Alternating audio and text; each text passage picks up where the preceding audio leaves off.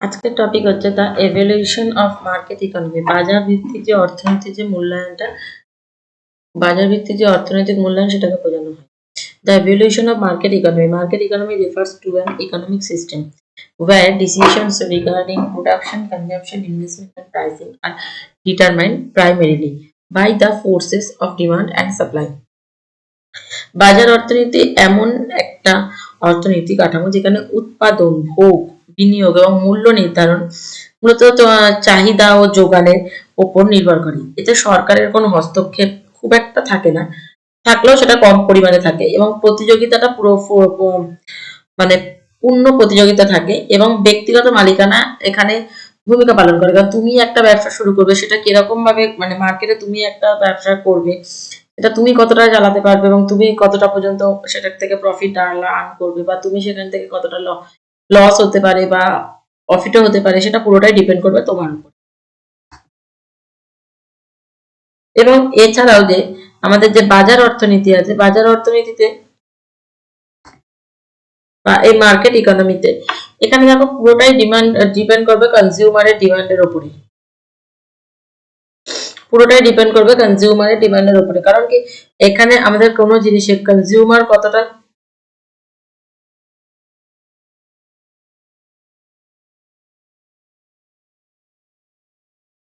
কনজিউমারের কোনো জিনিসের উপর কতটা চাহিদা আছে বা সেই জিনিসটা সে কতটা এফোর্ড করতে পারবে তার উপরে ডিপেন্ড করবে আমাদের সেই জিনিসটা মার্কেটের ডিমান্ডটা।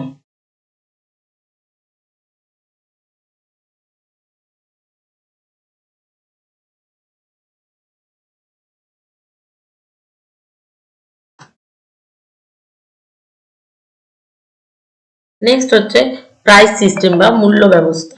Price system is a method in which the price of goods and services determine how resource are allocate in an economy.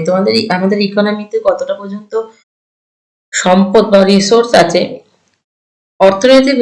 অর্থনৈতিক ব্যবস্থা যেখানে পণ্য বা যে জিনিসটা আছে, গুডস বা সার্ভিস যেটা, সেগুলোর মূল্যই হচ্ছে তার উৎপাদন বা ভোগ বা সম্পদের উপরে বন্টনের সিদ্ধান্ত নির্ধারণ করে। এবং তুমি কোনো জিনিসটার যে দামের উপরে তুমি ডিপেন্ড করবে বা সেটা কতটা তুমি স্যাটিসফ্যাকশন পাবে সেই প্রোডাক্টটা ইউজ করে, তার উপরেই তার দামটা ঠিক করা হয়। বাজার অর্থনীতিতে এখানে আমাদের কি ডিসিশন নেওয়া হয় বা কি উৎপাদিত হবে, কতটা পরিমাণে উৎপাদিত হবে এবং কার জন্য উৎপাদন করা হবে, তিনটি মৌলিক যে আমাদের অর্থনৈতিক চাহিদা আছে এগুলোর উপর নির্ভর করে আমাদের চাহিদা আর যোগানটা উপরে নির্ভর করে। এগুলো ছাড়াও চাহিদা এবং যোগানের উপর নির্ভর করে আমাদের কোনো জিনিসের দাম নির্ধারণ করা হয়। নেক্সট হচ্ছে ইনভিজিবল হ্যান্ড বা অদৃশ্য হাত। The invisible hand term invisible hand The term invisible hand was introduced by Adam Smith. Adam Smith প্রথম বলেছিলেন যে ইনি অর্থনীতির জনক, তিনি ইনভিজিবল হ্যান্ড প্রথম বা অদৃশ্য হাত কথাটা বলেছিলেন। It refers to the self-regulating nature of the market economy. মানে অদৃশ্য হাত বলতে বোঝায় এমন একটা বাজার ব্যবস্থা যেখানে তুমি ব্যক্তির নিজের স্বার্থ, যে সেই স্বার্থ উন্নয়নের চেষ্টার জন্য তার জন্য যে তারা নিজের মানে না জেনেই তারা সমাজের কিছু কল্যাণকর কাজ করে ফেলে। Where individually pursuing own self interest unintentionally, কোনো ইন্টেনশন থাকে না, তাও সে কোনো রকম ভাবে ইকোনমিতে বা সোসাইটিতে একটা কন্ট্রিবিউশন দিয়ে থাকে। এখানে কোনো কেন্দ্রীয় কর্তৃপক্ষ বা কোনো কেউ থাকে না, কিন্তু চাহিদা ও যোগানের যে অদৃশ্য একটা হাত রয়েছে, এই হাতের উপরে ডিপেন্ড করে বাজারটাকে নিয়ন্ত্রণ করা হয়। যেমন এখানে যেমন মূল্য ব্যবস্থাটা কিরকম থাকে, মানে এখানে তোমার যে দাম ব্যবস্থাটা, এই দাম ব্যবস্থাটা হচ্ছে এখানে মূল নির্দেশক হিসেবে কাজ করে। যদি কোনো পণ্যের চাহিদা বেড়ে যায় তাহলে তার মূল্য বেড়ে যাবে, আর যদি উৎপাদকের লাভের আশায় করে তাহলে যে উৎপাদনটা সেই সময় বাড়িয়ে দেবে। এর ফলে কি চাহিদা কমলে উৎপাদন হ্রাস হয়ে যাবে।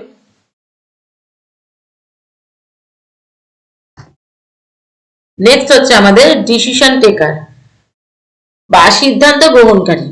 Decision taker are those individual or authorities who implement decision to execute policies within a organization, government or economic system. এখানে যে সিদ্ধান্তকারী তারা সিদ্ধান্ত নেয় বা সিদ্ধান্ত কার্যকর করে এবং বাস্তবায়ন করে দায়িত্ব পালন করে। এই ডিসিশন টেকারকে বিভিন্ন রকম ভাবে পরিচালনা করা এবং পুরো যে ব্যবস্থাটা, এই যে আমাদের পুরো মার্কেট ব্যবস্থাটাকে ঠিকঠাক করে পরিচালনা করা হয়, বা এই ইকোনমিক সেক্টরটাকে পুরোটা পরিচালনা করা হয়। নেক্সট হচ্ছে আমাদের হাউস হোল্ড বা গৃহস্থালী। Household is a basic unit of consumption in an economy. আমাদের মানুষের ন্যূনতম বেঁচে থাকার জন্য গৃহস্থালীর প্রয়োজন হয়, মানে এটা আমাদের মৌলিক ভোগের জিনিস। It refers to group of people living together, সবাই একসঙ্গে, মানে অনেক মানুষ একসঙ্গে বসবাস করে। আন্ডার ওয়ান রুফ, একটা ছাদের তলায় থাকে। শেয়ারিং কমন রিসোর্স, মানে কিছু জিনিস আছে যেগুলো আমরা প্রত্যেকে শেয়ার করে থাকি, মানে একই বাড়িতে থাকতে গেলে। এবং আমরা প্রত্যেকেই যে একটা করে এই করে কোনো অর্থনৈতিক সিদ্ধান্ত নেওয়ার জন্য আমরা সেটা কি করি, প্রত্যেকে বাড়ির সব মিলে বা একসঙ্গে একটা জয়েন্ট ডিসিশন নেওয়া হয়। এখানে প্রত্যেকেই একই রিলেটেড, ব্লাড রিলেটেডও হতে পারে, বা সেটা কমন কিচেন হতে পারে, বা বিভিন্ন রকম স্যাটিসফ্যাকশনের জন্য আমরা যেরকম ভাবে কোনো জিনিসকে ভাগ করে নিই, বা কোনো প্রোডাক্টকে আমরা ভাগ করে নেওয়া বা সম্পদকে ভাগ করে নেওয়া ব্যবহার করা হয়। এখানে পুরোটাই ডিপেন্ড করে তার গৃহস্থালী যে বাণিজ্যিক যে উদ্দেশ্য, বা বরং বাজার থেকে যদি যে কোনো দ্রব্য কিনে নিয়ে আসা হয় সেগুলোকে ভোগ করার জন্য। নেক্সট হচ্ছে আমাদের ফার্ম বা ব্যবসায়িক প্রতিষ্ঠান, যেগুলোকে বলা হয় firm is a business organisation engage in a production. এখানে কি হয়, বিভিন্ন রকম, এটা একটা প্রতিষ্ঠান, সেখানে আমাদের কোনো জিনিস উৎপাদন করা হয়, distribute the sale of goods. এখানে কোনো এই উৎপাদিত প্রোডাক্টগুলোকে ডিস্ট্রিবিউট করা হয়, সব প্রত্যেকের মধ্যে ভাগ, মানে প্রত্যেকের মধ্যে সেগুলোকে পৌঁছে দেওয়া হয়। কারণ এটা বিতরণ করা এই কারণে কিছু তার থেকে কিছু প্রফিট বা মুনাফা অর্জন করার জন্য। ইট brings together various factors production, সাথে এর মধ্যে কি থাকে, কিছু লেবার, ল্যান্ড, লেবার, ক্যাপিটাল এবং এন্টারপ্রেনার, এগুলো প্রত্যেকটি জিনিস থাকে। ফার্ম যেখানে, এখানে শিল্প আর হচ্ছে যেরকম এই ফার্মে যেমন শিল্প, ব্যবসা, এইসব সেবার কাজগুলো হয়, সেরকমই এখানে কোনো কোম্পানি বা কোনো মালিকানা, এগুলো প্রত্যেকটাকে নিয়ে এই ফার্মটা গঠিত হয়। Central authorities in an economy. In economy, central authorities guide to overall functioning of the economy. এই কেন্দ্রীয় যে পরিচালনাগুলো হয়, এগুলো অ্যালোকেশন অফ রিসোর্স, মানে তোমাদের, আমরা একটা জিনিস উৎপাদন করা শুরু করেছি, আগে আমাদের জানতে হবে সেই উৎপাদন করা জিনিসটা আমাদের কতটা পরিমাণে আমাদের রয়েছে, এইটা। এবং বাজেট ফর্মুলেশন, আমাদের কোনো জিনিস তৈরি করার আগে তার বাজেটটা ফিক্সড করা হয়। আমরা একটা কোনো জিনিস তৈরি শুরু করে দিলাম, কিন্তু তার কাছে অতটা, আমি প্লাস্টিকই দেখছি আমার বাজেটের বাইরে। ট্যাক্স পলিসিস, বিভিন্ন রকমের, যেগুলোর জন্য কোনো জিনিস তৈরি করতে গেলে যে কতটুকু ট্যাক্স দিতে হবে বা সরকারকে কি দিতে হবে, সেগুলো সম্পর্কে আগে জানিয়ে দেওয়া। এবং অর্থনৈতিক যে পরিকাঠামোগুলো, সেই পরিকাঠামোগুলো দেখা, এবং দাম সম্পর্কে নিজেদেরকে, দামটাকে নিজের কন্ট্রোলের মধ্যে রাখা, এন্ড ওয়েলফেয়ার মেজার। এবং তুমি তার এই যে প্রত্যেকটা উৎপাদনের পেছনে তোমার যে তার জন্য তোমার পরিবেশের কোনো ক্ষতি হচ্ছে কিনা। In government structure bodies like the central government, central bank, finance ministry, এগুলো হচ্ছে এইসব কাজগুলো করে থাকে। কারণ গভর্নমেন্টই ঠিক করে দেয় যে কোন জিনিসটা উৎপাদন করতে কতটুকু জিনিস ব্যবহার করা যাবে, বা তার দাম কি রাখা যাবে, এগুলো প্রত্যেকটাই গভর্নমেন্ট বা সেন্ট্রাল ব্যাংক থেকে ঠিক করে দেওয়া হয়।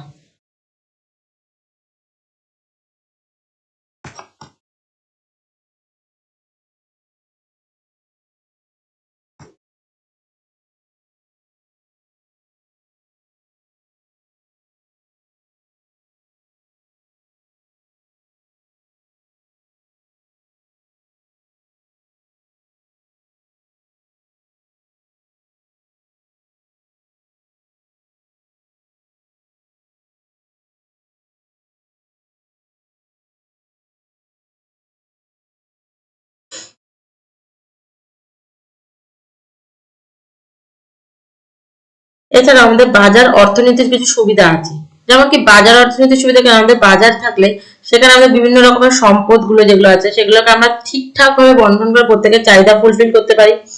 এবং এর মাধ্যমে যে প্রতিযোগিতা সৃষ্টি হওয়ার ফলে আমাদের প্রত্যেকের সমাজে টিকে থাকা, মানে প্রত্যেকের এই ব্যবসায় টিকে থাকার জন্য তারা ডেভেলপমেন্ট শুরু করে।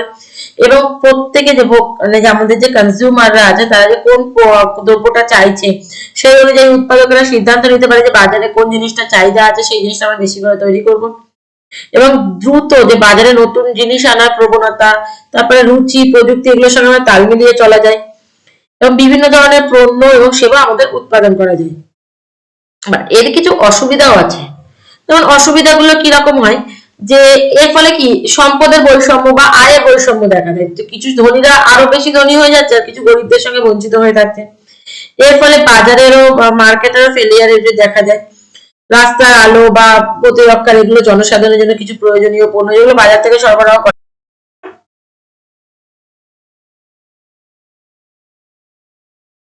কিছু কিছু ক্ষেত্রে উৎপাদনের জন্য আমাদের বা বাজারের এই প্রবলেমের জন্য আমাদের কিছু কিছু ক্ষেত্রে পরিবেশ দূষণ হয়, সেগুলোকে আমাদের, তার ফলে আমাদের মানসিক যে মুনাফাটা হচ্ছে, মানে অর্থনৈতিক যে মুনাফাটা হচ্ছে, তার থেকে আমাদের মানসিক বা শারীরিক কিছু ক্ষতিও দেখা দেয়। এবং এর ফলে অনেক ক্ষেত্রে আমাদের কিছু কিছু ক্ষেত্রে ক্যাপিটাল যেমন কোনো কোনো ক্ষেত্রে তো আমাদের বন সেগুলো আমাদের ক্যাপিটাল, সেগুলোও ধ্বংস হয়ে যাচ্ছে। নেক্সট আমাদের যেমন আছে মূল্য ব্যবস্থা। এই যে মূল্য ব্যবস্থাটা, তাই চাহিদা যোগানোর উপর নির্ভর করে, তার জন্য উৎপাদকেরও কিন্তু একটা ডিপেন্ডেন্সি থাকে। ভোক্তা নিজের ইচ্ছে মতো জিনিস পছন্দ করে স্বাধীনভাবে কিনতে পারে ঠিকঠাক ভাবে। এর কিছু সুবিধাগুলো যেমন হচ্ছে সম্পদের আমরা ঠিকঠাক করে ব্যবহার করতে পারছি, এবং দ্রুত আমরা সেগুলো সমন্বয় করতে পারছি, এবং প্রতিযোগিতা সৃষ্টি হচ্ছে।